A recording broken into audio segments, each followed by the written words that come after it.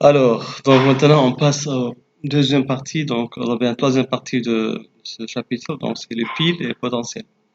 Donc on va commencer par donner les principes d'une pile, pourquoi on utilise un pile. Donc pour obtenir de l'énergie électrique, il est nécessaire de séparer les deux demi-équations.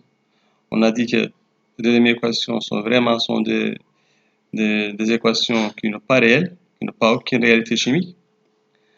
Voilà, donc il n'y a pas d'échange réel d'électrons au sein d'une réaction chimique, la réaction d'oxydoréduction.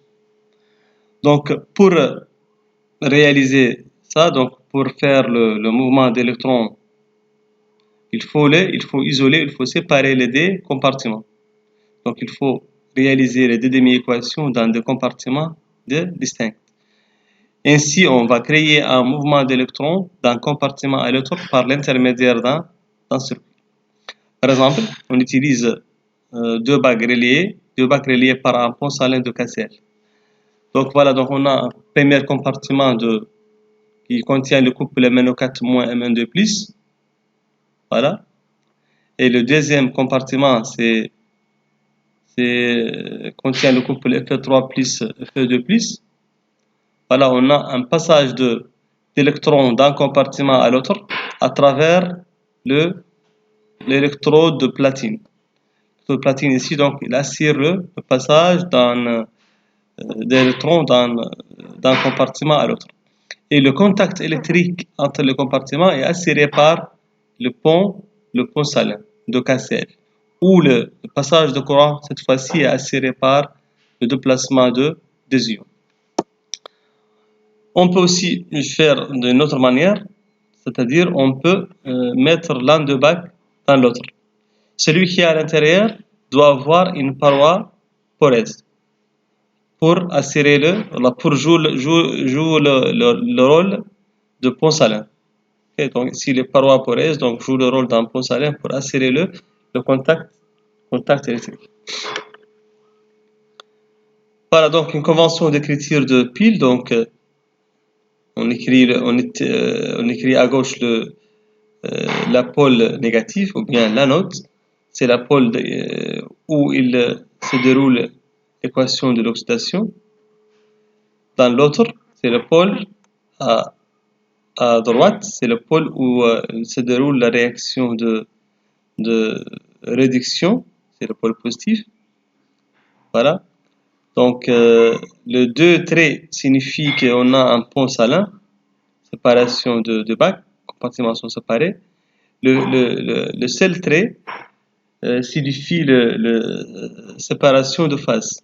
La platine, c'est une phase solide et les autres sont des solutions aqueuses, sont des phases liquides ou bien aqueuses.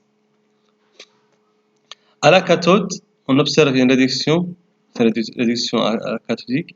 À l'anode, on observe une oxydation. Maintenant, la constitution de pile, donc on va prendre le cas de pile le plus simple, c'est la pile Daniel. Pile Daniel, c'est un pile constitué des demi-piles.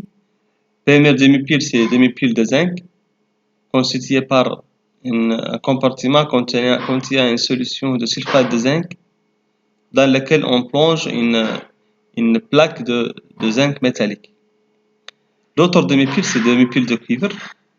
On a une solution de sulfate de cuivre contient les ions Ci2+, de couleur turquoise, dans laquelle on plonge une plaque de cuivre, donc de couleur bien sûr rouge. Les deux compartiments sont reliés électriquement par un pont salin K plus C le-, qui constitue une solution ou gel électrolytique pour assurer le passage de courant entre les deux compartiments pour fermer le circuit. Donc il apparaît au bord de deux demi-piles ou bien des électrodes de cuivre et le zinc une tension. Cette tension, on l'appelle la force électromotrice de la pile. Donc on peut mesurer cette tension en mettant un voltmètre entre les deux électrodes. Donc représentation symbolique, donc on a déjà vu, donc c'est Z12+, Donc, D trait, CI2 plus, c'est CI. Donc, je vous invite à regarder ces vidéos. C'est une vidéo qui illustre une expérience de constitution de pile Daniel. Voilà, donc, on va réaliser ce pile Daniel. Donc, on va utiliser une solution de sulfate de cuivre de couleur turquoise. Voilà, on va mettre dans un compartiment. Voilà, et on va plonger le plaque de cuivre dans ce compartiment. Voilà, donc, voici les solutions de sulfate de cuivre de concentration 0,1 mol, donc de couleur turquoise. On va ajouter une quantité de cette solution dans le compartiment, voilà, dans le bac numéro 1. Et après, on va insérer dans cette bac une plaque de cuivre métallique. Donc, c'est un demi-pile de cuivre. On a réalisé un demi-pile de cuivre. Maintenant, pour réaliser le demi-pile de zinc, on va utiliser une solution de sulfate de zinc incolore. Voilà, donc, et après, on va utiliser une plaque de zinc. Voilà, insérée dans cette solution. Donc, on a ajouté un demi-pile de zinc.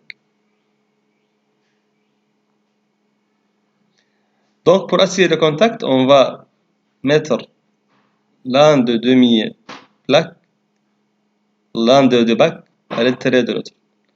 Donc, le bac de cuivre, on a mettre à l'intérieur du bac de zinc pour assurer le contact électrique.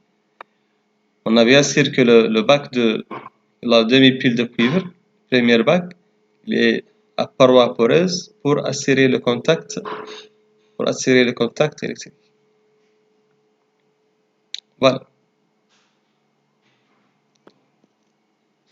Donc, on a ici ces pôles, ce sont les pôles de notre pile. Pour voir est-ce que ce pile ça marche très bien ou non, on peut mettre un voltmètre entre ces deux pôles pour mesurer une différence de potentiel.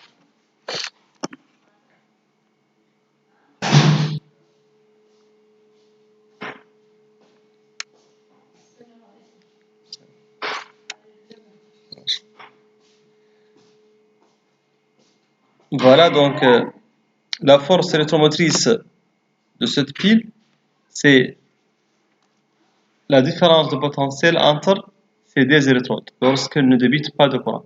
Tension à vide.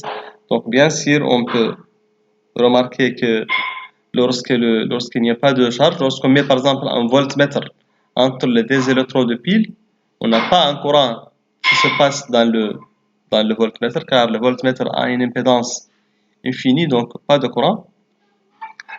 Voilà, donc on va mesurer la différence de potentiel entre les deux électrodes.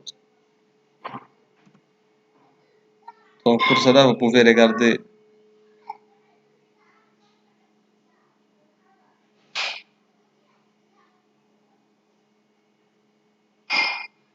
voilà. Donc maintenant, on va utiliser un voltmètre. On va le brancher au pôle de deux demi-piles. Donc on va brancher le borne com à le demi-pile de zinc et le borne plus au demi-pile de cuivre. Voilà. Donc il donne une tension positive. Une valeur positive, c'est 1,1 volts. Ça veut dire que la borne négative, c'est le pôle de zinc, c'est le demi-pile de zinc, et la borne positive, c'est le demi-pile de cuivre, car on a trouvé une valeur positive, tension positive. Voilà, donc c'est la valeur de la FEM de ce pile. C'est 1,1 volts. Donc on a bien un passage de courant, on a bien une tension positive de de demi-pile de zinc vers demi-pile de cuivre. Ça veut dire que pour finir la polarité, on a le pôle positif, c'est le pôle de cuivre, et le pôle négatif, c'est le pôle de zinc. Car on a trouvé une valeur de tension qui est positive dans ce sens.